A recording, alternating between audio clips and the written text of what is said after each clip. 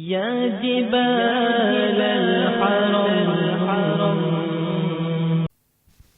اگر تم ایمان کا کام کرو گے تو خدا ایک مخلوق کو دنیا کے کام کرنے پہ پابند کر دیں گے اور ان کا خراج تمہارے قدموں میں آئے گا اور ان کی محنتوں کا حصول تمہارے قدموں کے اندر پہنچایا جائے گا. تو یہ ضابطہ ہمیشہ کے لیے بنایا گیا قیامت تک کے لیے کہ اگر دین کے کام کو اپنا کام بنا لو تو خدا ہمارے کاموں کو غیب سے پورا کر دیں گے. اب دین کے کام کو اپنا کام بنانے کا راستہ دعوت اللہ کا کام کہ اللہ کی بڑائی بولنا، اللہ کی بڑائی سننا، اللہ کی بڑائی سوچنا اور اللہ کی بڑائی کو مانگنا اور اللہ کی بڑائی کے مراقب بننا اور اللہ کے بندوں میں اللہ کی بڑائی کو منتقل کرنا. اگر یہ محنت اور یہ مزاج زندگی کے اندر آیا تو اللہ کے غیر سے پھر یہ زندگی اب پاک ہوگی اور ایک اللہ کی ذات عالی کی عظمت و بڑائی دل کی گہرائی کے اندر پہنچے گی. اس کا نتیجہ یہ تھا کہ اب صحابہ کرام کی زندگیاں جب دین کی محنت اور ایمان کی کوششوں میں چل رہی تھی تو ان کے نزدیک مرنا اور جینا برابر ہو گیا تھا، بلکہ موت کو تلاش کرنا اور شہادت کے مواقع کو ڈھونڈنا اور اس کے اندر اپنی زندگیوں کے نذرانوں کو لگانا اور ان کے اندر کسی تاثر سے ان کی زندگیاں اتنی پاک تھی کہ احد کے موقع کے اوپر جس موقع کے اوپر بڑے بڑے جلیل القدر صحابہ اللہ کے راستے میں شہادت کا مرتبہ پا گئے. معلم مدینہ حضرت مصعب بن عمیر رضی اللہ تعالیٰ عنہ شہید ہو گئے. نبی کریم صلی اللہ علیہ وسلم کے چچا جن کے احسانات اور جن کی قربانیاں اور جن کی ساری چیزیں صحابہ کرام نے اپنی آنکھوں سے دیکھی تھی کہ مکے کی اس بیار و مددگار زندگی میں جبکہ کوئی رسول اللہ صلی اللہ علیہ وسلم کے قریب آنے کو آسانی سے تیار نہیں تھا اور اس زمانے میں آپ بیٹھے ہیں اور راستے سے آپ گزر رہے تھے کہ اتنے میں ابو جہل نے دیکھا تو زور سے ایک پتھر کھینچ کے مارا اور وہ آپ کے سر مبارک کو لگا، کنپٹی پھٹی، آپ کا خون مبارک بہا، آپ ایک درخت کے نیچے بیٹھ گئے اور آپ کے آنسو بہنے لگے اور آپ نے نہ ابو جہل کا گلہ کیا نہ آپ نے کفار مکہ کے اوپر کوئی منصوبہ بنایا، بلکہ اس وقت آپ نے فرمایا اے اللہ اگر آپ راضی ہیں تو مجھے کسی کی ناراضگی کی پرواہ نہیں ہے. اے اللہ آپ مجھے کس کے حوالے کرتے ہیں اور میں کیسے بے یار و مددگار اپنی زندگی کو گزار رہا ہوں. یہ مناجات کرتے رہے اور اللہ کی بارگاہ میں اپنا شکوہ پیش کرتے رہے. اس منظر کو حضرت حمزہ کی بیوی نے دیکھا جو اس وقت تک اسلام میں داخل نہیں ہوئی تھی اور وہ دیکھ کے بے قرار اور بے چین ہو گئی. گھر میں جا کے غمزدہ بیٹھی رہی یہاں تک کہ ان کے شوہر حضرت حمزہ آئے جو وہ خود بھی ابھی تک اسلام میں داخل نہیں ہوئے تھے. جب حمزہ پہنچے تو حضرت حمزہ کی بیوی نے اپنے بالوں کو نوچنا شروع کیا اور اپنے چہرے کو کھینچنا شروع کیا اور اپنے پیر چارپائی پہ بیٹھ کے پٹکنا شروع کیا اور آہیں بھرنا اور رونا نوحہ کی وہ شکل جو کوئی عورت اپنے شوہر کے سہاگ پر اجڑ جانے پر اور اس کے حادثے اور موت کے اوپر روتی اور اپنی بیوگی کے اوپر وہ غم کھاتی. وہ سارے غم کے نظارے حضرت حمزہ کی بیوی نے پیش کرنا شروع کیے. حضرت حمزہ نے دیکھا تو فرمایا ارے تجھے کیا ہو گیا؟ میں تیرے سامنے کھڑا ہوں اور تو اپنے آپ کو اس ماتم کے اندر اور نوحہ میں لگا رکھی ہے. تو حمزہ کی بیوی نے حضرت حمزہ کو چیخا اور ڈانٹ کے فرمایا چپ ہو جاؤ، اب بڑی باتیں مت کرو. تمہیں خبر بھی ہے کہ تمہارے خاندان کی آبرو کا کیا ہو رہا ہے اور تمہارے خاندان کی عزتوں پہ کون کون ہاتھ ڈال رہا ہے. ابن عبداللہ کو دیکھو، وہ چاہے کچھ بھی کہتا ہوگا لیکن یہ حال ہو گیا کہ جس کا جی چاہے پتھر مار دے اور جس کا جی چاہے خون بہا دے اور کوئی اس کے سر پہ ہاتھ رکھنے والا نہیں ہے. یہ سنتے ہی حمزہ میں اپنی غیرت ابھر گئی اور قومی حمیت ان کی زندگی کے اندر خاندانی جذبہ امٹ کر آ گیا. فرمایا کہاں ہے ابن عبداللہ؟ میں اپنے بھتیجے کو دیکھوں گا. باہر نکل کر تلاش کیا تو ان کو ایک جگہ خون آلود دیکھا. ایک دم بے قرار اٹھے، واقعہ چونکہ پورا اپنی بیوی سے سنا تھا اور سیدھے نکل کے ابو جہل کی تلاش میں گئے. وہ بیت اللہ کے کنارے دارالندوہ میں بیٹھا تھا اور تمام صنادید قریش اور سرداران مکہ قریب بیٹھے تھے اور ان کے درمیان وہ اپنی بہادری اور آپ کے ساتھ پہنچائی جانے والی اذیت کا تذکرہ کر رہا تھا. اتنے میں حضرت حمزہ پہنچے اور اپنے کاندھے سے اپنی کمان کو نکالا اور پھینک کے ابو جہل کے اوپر مارا. ابو جہل کا سر پھٹا، اس کا خون بہنے لگا. تو آپ نے فرمایا خبردار اگر آئندہ میرے بھتیجے پہ تو نے آنکھ اٹھائی تو میں تیری آنکھ نکال دوں گا. تو نے کیا سمجھا کہ وہ بالکل بے یار و مددگار ہے؟ ابھی ہم زندہ ہیں اور خبردار جو آگے تو کوئی قدم اٹھائے گا. ابو جہل گھبرا گیا. وہ صنادید مکہ حیران ہو گئے کہ اگر یہ واقعہ ایسے ہی چلا تو ہم میں آپس میں پھوٹ پڑے گی. لہذا سب نے خاموشی اختیار کی اور حمزہ کے اس حملے کا کوئی جواب نہیں دیا۔ حضرت حمزہ پلٹ کر آئے اور رسول اللہ صلی اللہ علیہ وسلم کی خدمت میں پہنچے اور کہا بھتیجے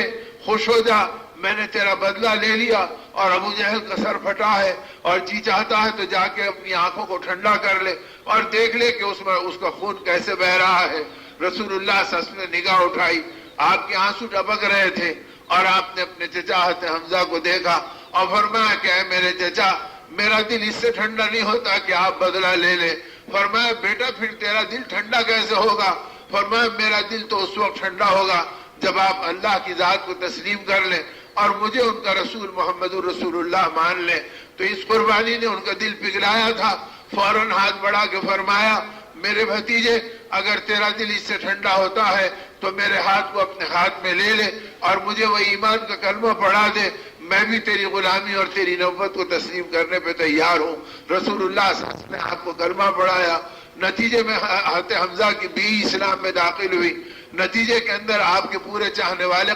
قریب ہوئے۔ اب اس طرح کے احسانات حضرت حمزہ کے رضی اللہ تعالیٰ عنہ کو مسلسل چل رہے تھے۔ وہ حضرت حمزہ جیسے عزیز چچا، اور وہ بھی احد کے میدان کے اندر شہید ہوئے، کلیجہ آپ کا نکالا گیا، سینہ آپ کا چیرا گیا، دانتوں سے آپ کے کلیجے کو کچا چبایا گیا، آپ کے ناک و کان کاٹے گئے، آپ کے چہرے مبارک کا پہچاننا مشکل ہو رہا تھا۔ ان سارے مناظر کو نبی رحمت صلی اللہ علیہ وسلم نے دیکھا تو صحابہ پہ کیا گزری ہوگی ان سارے واقعات کی۔ اس موقع کے اوپر سرداران مکہ میں سے ایک نے اعلان کیا اور کہا ہے مدینے والوں سن لو، بدر میں ہمارے 70 مارے گئے اور احد میں تمہارے 70 مارے گئے اور بدلہ برابر ہو گیا۔ تو فوراً حضرت عمر نے بلند آواز سے کہا اس ذات کی قسم جس پہ ہمارا ایمان ہے، بدلہ ہرگز برابر نہیں ہوا۔ اور جب دوبارہ اس نے کہا اے خطاب کے بیٹے عمر تجھے کیا ہو گیا اور تیری بوکلاہٹ کہاں تک بڑھ گئی؟ کیا تو 70 کا معمولی حصہ نہیں جانتا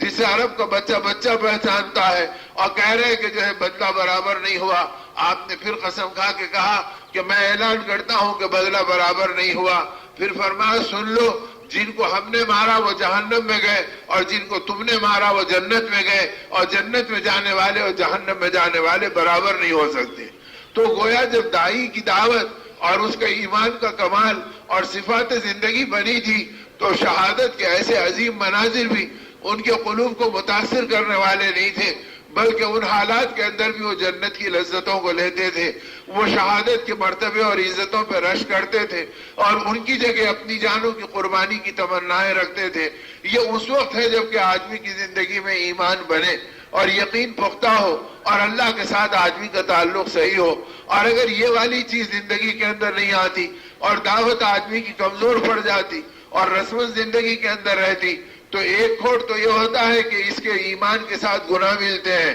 گناہوں کی نحوست سے مصائب اور حوادث آتے ہیں اور حوادث کے نتیجے میں یہ آزمائشوں میں متزلزل ہو جاتا ہے اور اس کے نتیجے میں پھر اس کے دین میں خلل پڑتا ہے اور دین میں ایسے خلل پڑتا ہے کہ اب اس کو دین کیا ہے سمجھ میں نہیں آتا۔ یہ نماز پہ مطمئن، یہ روزے پہ مطمئن، یہ ذکر پہ مطمئن۔ اور وہاں نبی رحمت صلی اللہ علیہ وسلم کے صحابہ کا مزاج کیا بنا تھا؟ بڑی بڑی قربانیوں کے بعد اطمینان نہیں تھا اور بڑی بڑی زندگیاں دین اور ایمان پہ لگانے کے بعد ایک جگہ بیٹھ کر اللہ اللہ کہنے کی اجازت نہیں تھی، بلکہ یہ تھا کہ ہر حال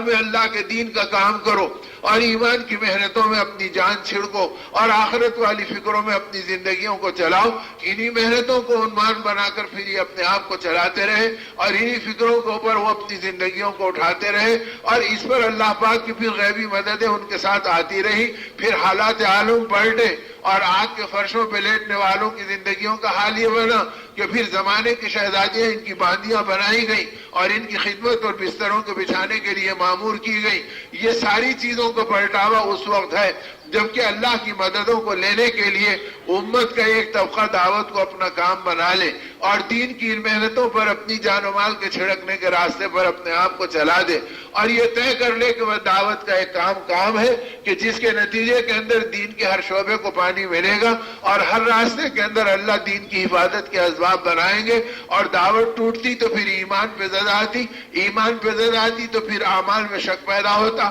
اور اعمال میں شک پیدا ہوتا تو اللہ کی طرف سے حالات عالم پکڑ میں آتے، اور جب حالات عالم پکڑ میں آتے تو بندہ بے اعتماد بنتا ہے، ارے اتنی دعا کر رہے کچھ نہیں ہوا، اور اتنی نماز پڑھ رہے کچھ نہیں ہوا، اور اتنا وقت لگا رہے کچھ نہیں ہوا، اور اللہ کی ذات عالی نے تو شاہانہ اعلان فرما دیا کہ من لم یرضى علی قضائی ولم یرضى علی بلائی فلیتخذ ربا سوائی، او کما قال اللہ تبارک و تعالی۔ حدیث قدسی کا ٹکڑا ہے جس میں حق تعالیٰ فرماتے ہیں جو میرے فیصلوں پہ راضی نہیں ہوتا اور میری بلاؤں کا استقبال نہیں کرتا، اس کو چاہیے کہ میرے علاوہ کسی اور کو اپنا رب بنا لے۔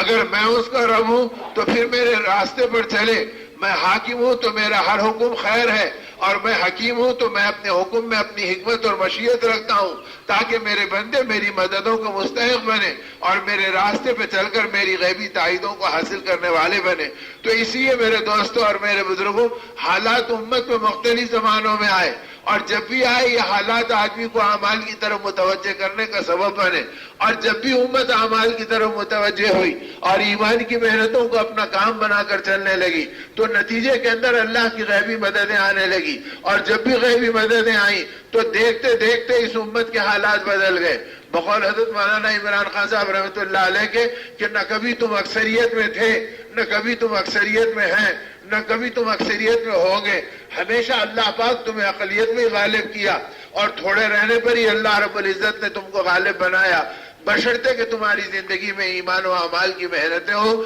تو ہم کو یہ راستہ دیا گیا کہ ایمان و اعمال کو اپنی زندگی میں غالب کر کر چلاؤ، اور ایسے غالب کرو کہ اپنی دنیا، اپنی خواہشات، اپنی رغبتیں، اپنی لذتیں، ان کو ٹھکرانا ایک ایمان والے کے لیے آسان ہو جائے۔ اسی لیے نبی رحمت صلی اللہ علیہ وسلم نے جب یہ دعا مانگی اللہم لا تجل مصیبتنا فی دیننا، تو اس کے بعد فرمایا ولا تجل الدنیا اکبر ہمنا، اے اللہ تو دنیا کو ہماری زندگی کا مقصود مت بنا دے اور ہماری فکروں کا سارا نچوڑ اس دنیا کو مت بنا دے۔ تو پتا چلا جب دنیا مقصود بن جاتی ہے تو پھر دین بے وزن بن جاتا ہے، پھر یہ دین میں مصائب اور حوادث آ جاتے ہیں، پھر دین کو پہچاننے والا شعور آدمی سے نکل جاتا ہے، اور آخر میں فرمایا اللہم لا تسلط علینا من لا یرحمنا، اے اللہ تو ہمارے اوپر ایسے لوگوں کو مسلط مت فرما جو ہم پر رحم کرنے والے نہیں ہیں۔ تو پتا چلا کہ محبت دنیا کے نتیجے میں وہ لوگ زندگی پہ مسلط کر دیے جاتے ہیں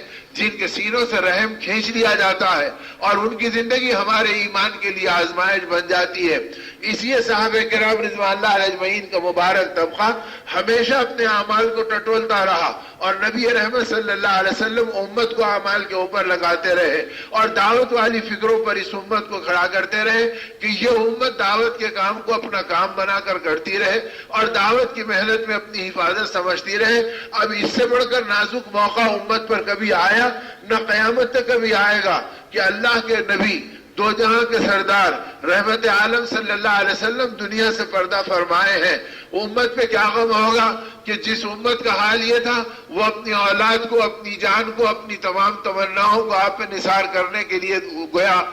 متمنی رہتی تھی، اور وہ نبی رحمت صلی اللہ علیہ وسلم دنیا سے پردہ فرما گئے۔ صحابہ اس غم کے اندر ہے، اور دشمن یہ سمجھ رہا ہے کہ یہ موقع مدینے کو ختم کرنے کا ہے اور ان کی زندگیوں کو تہس نہس بنانے کا ہے، اور ادھر ابوبکر صدیق رضی اللہ تعالیٰ عنہ فرما رہے ہیں کہ جنازہ رسول اللہ صلی اللہ علیہ وسلم کا بعد روز مبارک میں اتارا جائے گا اور پہلے جیش اسامہ کو روانہ کیا جائے گا۔ حضرت عمر آ کے کہہ رہے ہیں کہ اے خلیفہ رسول اللہ، آپ پہلا حکم کیسا اپنا جاری کر رہے ہیں؟ آپ دیکھتے نہیں کہ امت کا کیا حال ہے اور دشمنوں کے کیسے پرخطر منصوبے ہیں۔ ہرقل روم اپنی طاقتوں کے ساتھ مدینے کا رخ کیا ہوا ہے اور دنیا کی طاقتیں مدینے کو مٹانے پہ لگی ہوئی ہیں، اور آپ اتنے بڑے جیش اسامہ کو 3000 کے لشکر کو بھیج دے رہے ہیں جس کے بعد مدینے میں کوئی باقی نہیں رہے گا۔ تو آپ نے حضرت عمر کے سینے کے اوپر تھپتھپایا اور فرمایا عمر تجھے کیا ہو گیا؟ جاہلیت کے زمانے میں بہادری دکھاتا تھا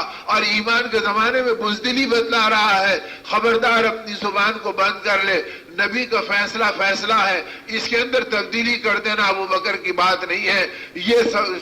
جائز جا کر رہے گا اور یہ لشکر روانہ ہو کر رہے گا۔ یہ کہہ کر آپ نے حضرت اسامہ کے لشکر کو روانہ کر دیا۔ صحابہ کہتے ہیں حضرت اسامہ کا لشکر روانہ ہونے کے بعد پورے مدینے میں 150 سے زیادہ بالغ مرد موجود نہیں تھے، اور اس حالت میں حضرت ابوبکر رضی اللہ عنہ نے فرمایا ارتداد کی اطلاع ملی ہے اور مسلمہ بن کذاب کی جھوٹی نبوت کے دعوے کی اطلاع ملی ہے، لہذا اسی حالت کے اندر میں چاہتا ہوں کہ ان مرتدین زکوٰۃ کے پاس ان کو بھیج دو، عمر تم بھی ان کے اندر شریک ہو جاؤ۔ اب لوگ حیران ہیں کہ کیسے کیسوں کو آپ بھیج دے رہے ہیں، اور یہاں تک کہ فرمایا اگر تم نہیں جاتے تو تنہا اپنے آپ کو سواری پہ سوار کر لیا، اور اس وقت قرآن پاک کی آیت پڑھی لا یکلف اللہ نفسا الا وسعها، کہ یاد رکھو اللہ اس سے زیادہ آدمی کے اوپر بوجھ نہیں ڈالتے جس کا وہ مکلف نہ ہو۔ یعنی یہ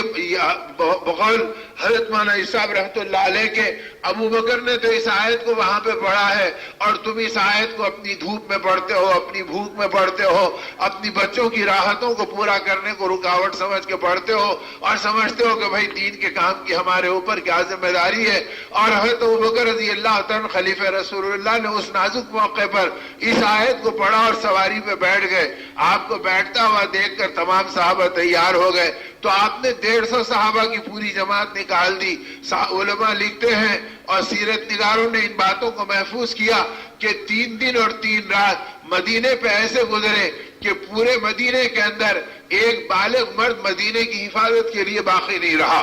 اور ایسے وقت کے اوپر جبکہ دنیا کی ساری طاقتیں مدینے کے اوپر اپنا نشانہ بنائی ہوئی تھی، لیکن جب یہ جماعت نکلی اور جس تیزی کے ساتھ ان کو قربانی پہ دوڑایا گیا، فجر یہاں پڑھو، ظہر یہاں پڑھو، عصر یہاں پڑھو، مغرب وہاں پڑھو، اور ہر قبیلے کے اندر پہنچ کر ان کے ساتھ مقابلہ کرو۔ اب نتیجے میں جس راستے سے گزرے تو دشمن کو اللہ نے ان کی نگاہوں کے اندر ان کی ہیبت اور ان کی وحشت اتنی ڈال دی کہ جدھر سے ہرقل روم کا لشکر گزرتا اور جدھر سے مخالفین اسلام آتے ان کو پتا چلتا ابھی یہاں سے ایک جماعت ان کی باہر گئی اور ابھی یہاں سے ایک جماعت ان کی باہر گئی، تو ایک ہی جماعت گئی اور اللہ نے سینکڑوں جماعتوں کی شکل میں دشمن کو دکھلا دیا۔ انہوں نے آپس میں کہا ذرا سوچ لو، جب اتنی طاقت باہر بھیجے ہیں تو مدینے میں کتنی طاقت ہوگی، خامخواہ کہ اپنی بیویوں کو بیوہ کیوں کرتے ہو اور اپنے بچوں کو یتیم کیوں کرتے ہو۔ اب ان کے اوپر اللہ نے ہیبت ڈالی، انہوں نے ارادے بدلے اور راستوں سے وہ واپس لوٹ گئے، اور 3 دن اور 3 رات پورے مدینے کے اندر بغیر ایک بالغ مرد کے اللہ نے حفاظت کر کے بدلا دی، تاکہ قیامت تک امت کو پتا چل جائے اگر تم دعوت کے کام کو اپنا کام بناؤ گے تو اللہ تمہارے بغیر تمہاری نسلوں کی حفاظت کریں گے اور تمہارے بغیر تمہارے علاقوں کی حفاظت کریں گے۔ تو حفاظت بھی دعوت میں اور نجات بھی دعوت میں اور ہدایت بھی دعوت میں اور زندگی کے اندر اللہ کی غیبی مددیں بھی دعوت میں۔ تو دعوت کے کام کو اپنا کام بنا کر کرنا اور ان محنتوں میں اپنی زندگیوں کو چلانا، اس راستے پر اللہ پاک نے ان محنتوں کو اٹھایا اور ان قربانیوں کو چلایا۔ اب عام طور سے اس راستے کی برکتوں کا بالعموم اس کی اجازت نہیں کہ آدمی ان کو کہتا رہے، لیکن کبھی کبھی ترغیباً کوئی بات آ جاتی ہے۔ ابھی ایک علاقے کی کارگزاری باہر کے ملک کے اندر سامنے آئی اور وہاں پر تذکرے چلنے لگے۔ انہوں نے کہا مالی کے علاقے کے اندر، افریقہ کے علاقے میں ہماری 4 مہینے کی جماعت گئی تھی اور وہ جماعت پیدل بنائی گئی اور چلتے چلتے راستے کے اندر گھاٹی آ گئی۔ اب وہ گھاٹی کے اوپر ہم چڑھنے لگے، اب چڑھتے چڑھتے ہم گھاٹی کی بلندی میں پہنچ گئے، اب ہم 4000 فیٹ اونچے ہو گئے اور نیچے کھائی نظر آنے لگی۔ اللہ کی شان یہ کہ ایک ساتھی کا پیر پھسلا اور وہ ایک دم نیچے گرا، پوری جماعت کی چیخ نکل گئی اور وہ گرتے ہوئے آدھے راستے تک 1500 فیٹ تک نیچے اترا اور کوئی ڈالا اس کے ہاتھ کو لگ گیا، اس نے اسے پکڑ لیا اور وہ لٹک گیا۔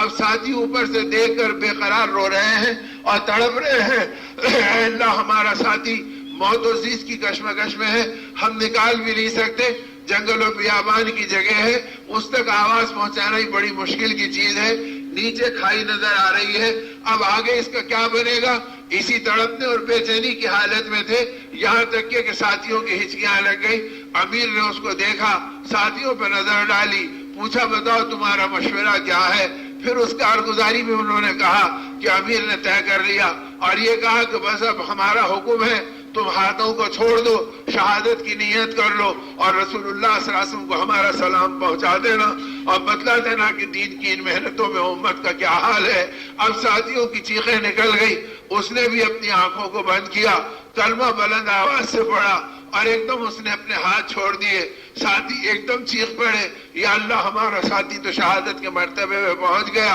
اتنے میں یہ کہہ رہے ہیں ابھی ہمارا چیخنا ختم نہیں ہوا اور ہمارے روتے ہوئے آنسو سنبھلنے نہیں پائے، اتنے میں ہم کو ایسے محسوس ہوا ہمارے بازو کوئی کھڑا ہے۔ پلٹ کر دیکھا تو کیا دیکھتے ہیں کہ نیچے جانے والا ساتھی ہمارے بازو کھڑا ہوا ہے۔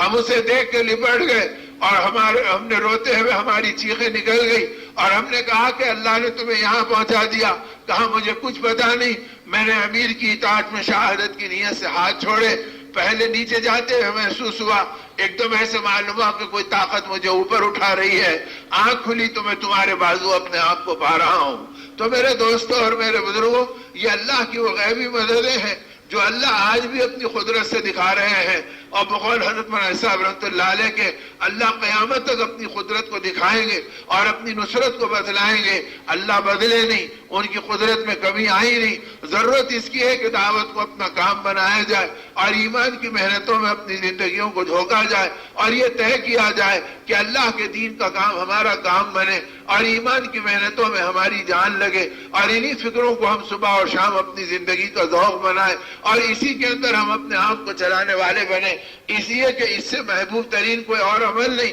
اور اس سے مقدم ترین کوئی اور عمل نہیں کہ جس کے اندر نبی رحمت صلی اللہ علیہ وسلم نے امت کو اٹھایا ہو، اور جب امت اٹھی ہے اللہ نے اپنی قدرت کی غیبی نشانیاں دکھلائی ہیں اور اپنے کرم کی چادر بچھائی ہے، اور جب دعوت کی محنت نکل گئی تو وہ امت جو سارے عالم کو ہدایت کی چادر میں لپیٹنے کے لیے آئی تھی، آج اس کے کلمے کے لالے پڑ گئے، اس کا ایمان خطرے میں پڑ گیا، اس کی اولاد حق کے راستے کے اوپر جمنے سے رہ گئی۔ اس لیے میرے دوستوں اور میرے بزرگوں، اللہ ہمیں دین کی محنتوں میں لگائے اور ان صفات کے ساتھ لگائے، اور بقول حضرت مولانا سید احمد صاحب رحمۃ اللہ علیہ کے فرمایا اگر کام کرنے والے اپنی زندگی کو جانچنا چاہیں تو کسی اور کے محتسب مت بنو اور دوسروں کی زندگی مت ٹٹولو، اپنی زندگی کو آپ دیکھ لو، اور اگر یہ دیکھنا ہے کہ میرا دین صحیح ہے تو یہ دیکھو کہ میری دنیا اگر صحیح ہے تو میرا دین بھی صحیح ہے، اگر میرا وعدہ صحیح ہے، اگر میرا معاملہ صحیح ہے،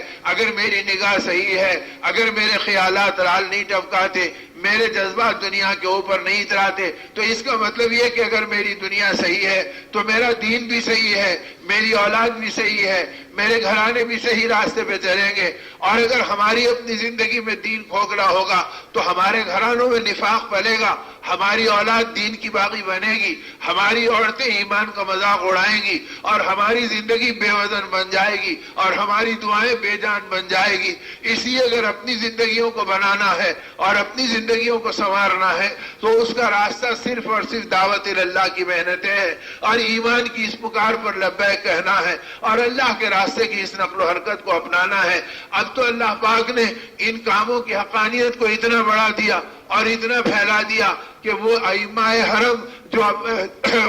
جن کے علاقوں میں کام کی عمومیت کا ماحول نہیں ہے، لیکن جب ان کے ہاں علماء حق پہنچے، ہمارے اکابر پہنچے، مولانا محمد عمر صاحب رحمۃ اللہ علیہ اپنے آخری زمانے میں پہنچے اور پہنچ کر دعا کی درخواست کی اور کارگزاری بیان کی تو وہ بے چین ہو کے کہنے لگے شیخ اللہ نے تمہیں ایک حق کا کام دیا ہے، اب اس پر جمے رہو اور چلتے رہو۔ میں فرمایا مجھ پہ گریا طاری ہو گیا اور میں نے رو کر کہا کہ پتہ نہیں کہ ہم حق پر ہے یا نہیں ہے، دعا کر دو کہ اللہ ہمیں حق کا راستہ دے دے۔ تو فرمایا وہ ائمہ حرم بیتاب ہو گئے اور ان کے چہرے متغیر ہو گئے اور ان کی آنکھوں سے آنسو ٹپک گئے اور کھڑے رہ کر انہوں نے کہا تم کیسی عجیب بات کر رہے ہیں، اگر تم کو اطمینان نہیں ہے تو ہم رکن یمانی اور حجر اسود کے درمیان کھڑے رہ کر قسم کھا کے کہنے کو تیار ہے، اس سے بڑا کوئی حق نہیں جو اللہ نے تمہارے ہاتھوں میں دیا ہے۔ اور جو تم سے اللہ پاک کام لے رہے ہیں تم ہم سے پوچھو. رات کے اندھیروں میں یہ نوجوان نسل سعودی ہمارے پاس آ رہی ہے اور 2-2 بجے رات کو ہمارے دروازوں پہ پہنچ رہی ہے, اور جب ہم دروازہ کھول رہے ہیں تو ہچکیوں میں ڈوبی ہوئی ہے اور پوچھ رہی کہ اس گناہ کا کفارہ بتاؤ, اس غلطی کا مداوع بتاؤ اور توبہ کا راستہ بتلاؤ. ہم حیران تھے کہ حکومت جس سے مایوس ہو گئی, خاندان جن سے بے بس ہو گئے, اور آج وہ 2 بجے رات کو توبہ کا راستہ پوچھ رہے ہیں اور حق کے بارے میں کفارہ پوچھ رہے ہیں. جب ان سے کہا کہ یہ احساس کہاں پیدا ہوا, انہوں نے کہا کہ دعوت اللہ کے راستے میں نکلے تھے, اللہ نے ہمارے دل کی دنیا کو بدلا ہے اور ایمان کی یہ برکتیں دی ہے. تو میرے دوستوں اور میرے بزرگوں, اللہ غیبی راستوں سے اس کام کی عظمتیں اور اقدار بتلا رہے ہیں اور اس کی اہمیت کو اللہ اپنی قدرت سے دکھلا رہے ہیں. بلکہ اس سے آگے کی بات, مدینہ طیبہ میں ابھی بھی وہ استاد حدیث موجود ہیں شیخ ابو بکر جابر الجزائری, جن کے درس حدیث کے اندر 400 عرب علماء آ کے بیٹھتے ہیں اور روزانہ مغرب تا عشاء وہاں پر مستقل ان کا حلقہ لگا کرتا ہے. ہم بھی برکتاً ان کے حلقے میں سعادت حاصل کرنے کے لیے اپنے دوستوں سے پتہ پوچھ کے جا کے بیٹھے تھے. ان کے بارے میں زمانے کے بہت بڑے بزرگ اور اللہ کے ولی مولانا عبد الحلیم صاحب جون پوری رحمۃ اللہ علیہ, جو ابھی رخصت ہوئے, انہوں نے اس بات کو وہاں پر سنایا تھا اور یہ فرمایا تھا, ارے ان کے پاس کا خط میرے پاس محفوظ ہے. یہ درس دینے کے لیے آئے اور مسجد نبوی کے صحن کے اندر بیٹھے اور کتاب کھولی اور ایک دم ہچکیوں میں لگ گئے. بیٹھنے والا مجمع ان کو حیرت سے دیکھنے لگا اور کہا, شیخ کیا بات ہے, آج بہت زیادہ متاثر نظر آ رہے ہیں, اور بجائے اس کے کہ حدیث کا درس دیتے, ان کی آنکھیں پہلے سے ہی سوجی ہوئی ہیں اور یہاں کے بیٹھے تو پھر ہچکیوں میں لگ گئے. تو شیخ نے کتاب بند کر دی اور بند کر مسجد نبوی کے صحن میں آج کے زمانے میں اس بات کا اعلان کیا اور کہا, دیکھو میں نے آج رات خواب دیکھا ہے اور خواب کے اندر میں نے دیکھا ہے کہ مسجد نبوی کے صحن میں قبر ہے اور وہ قبر کھلی ہے اور اندر قبر کے اندر کروٹیں بدلنے کی بے چینی ہے. میں سوچ میں پڑ گیا کہ یا اللہ, مرنے کے بعد زندگی کیسے, اور یہ تو کروٹیں بدل رہا ہے. ایک دم میرے کان میں آواز آئی, صالحین کو اللہ زندگی دیتے ہیں اور نیکوں کے ساتھ اللہ پاک کا معاملہ بلند ترین ہوتا ہے. تو پھر فوراً مجھے یہ خیال آیا, جب عام صالحین کا یہ حال ہے تو صالحین کے سردار محمد رسول اللہ صلی اللہ علیہ وسلم کا کیا حال ہوگا. تو ایک دم میری نگاہ اٹھی تو مجھ کو آقا کا دیدار نصیب ہوا اور آپ اپنے حجر مبارک سے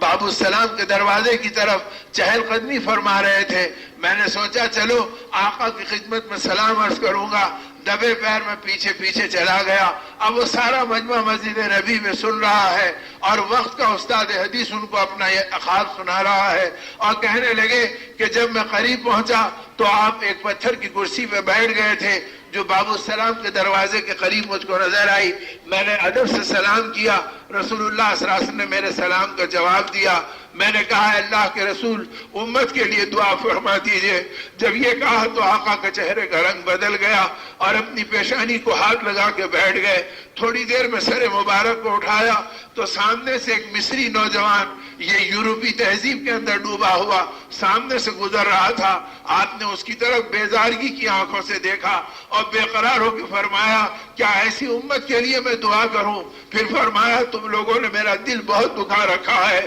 اور مجھے بے چین کر دیا ہے. میرا دل چاہتا ہے کہ میں ہندوستان ہجرت کر کے چلے جاؤں. فرمایا, میری چیخ نکل گئی, آقا اگر آپ چلے گئے تو مدینے میں کیا باقی رہے گا. اور اسی چیخ میں اٹھ گیا اور جب سے میں رو رہا ہوں اور سوچ رہا ہوں اور تم سے بھی یہ کہہ رہا ہوں, بتاؤ ہندوستان میں کیا چیز ہے جس کے لیے آقا جانا چاہتے ہیں؟ اگر کوئی چیز ہے تو دعوت اللہ کا کام ہے کہ لوگ اپنے بستر اپنے کاندھوں پہ اٹھاتے ہیں. اپنے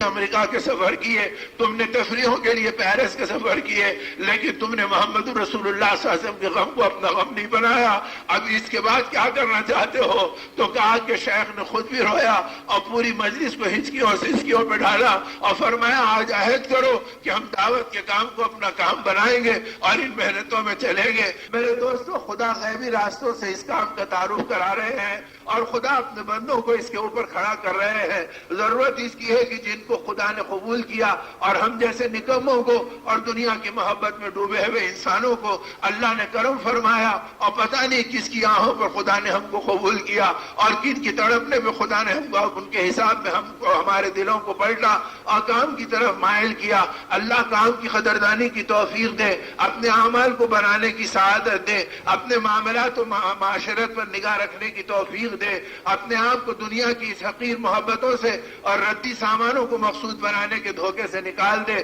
اور ایمان کے کمالات پر اللہ ہماری زندگیوں کو چلا دے۔ اس کے لیے یہ بات کہی جا رہی ہے کہ اللہ مجھ کو اور آپ کو موت تک ایمان پہ مر مٹنے والا بنا دے، اور اس کا مزاج اور ذوق زندگی بنانے کے لیے جو تقاضے ہیں 4 مہینے کے اور اس سے کم و زیادہ کے، اللہ پاک موت تک اس پر لگا دے اور تقاضوں پہ لبیک کہہ کر اپنے اوقات کو لگانے کی سعادت دے دے۔ اس کے لیے میرے دوستوں اور میرے بزرگوں، اللہ مجھے اور آپ کو قبول کرے۔ ہمت کر کے نیت کر کے طے کرو کہ ہمارے مشورے، ہماری فکریں، ہمارے مذاکرے یہ اس لیے ہے کہ اللہ کا دین دنیا میں سربلند ہو اور خدا کا غضب اور قہر ٹھنڈا ہو اور ان کا قہر ان کے اور دین کے دشمنوں کی طرف پلٹ جائے، اور خدا زمانے کے قارون کو دھسا دے اور فرعونوں کو ڈبو دے، اور خدا ہم کو دنیا میں چمکا دے، اور ہم جیسے کمزوروں کو اللہ اپنے کرم سے اس اعمال میں قبول کر لے اور دعوت اللہ کے اعمال میں چلا دے۔ اس کے لیے میرے دوستوں اور میرے بزرگوں، اللہ ہمت و سعادت کی توفیق دے دے۔ ہمت کرو، نیت کرو کہ اللہ اس کام میں قبول کر لے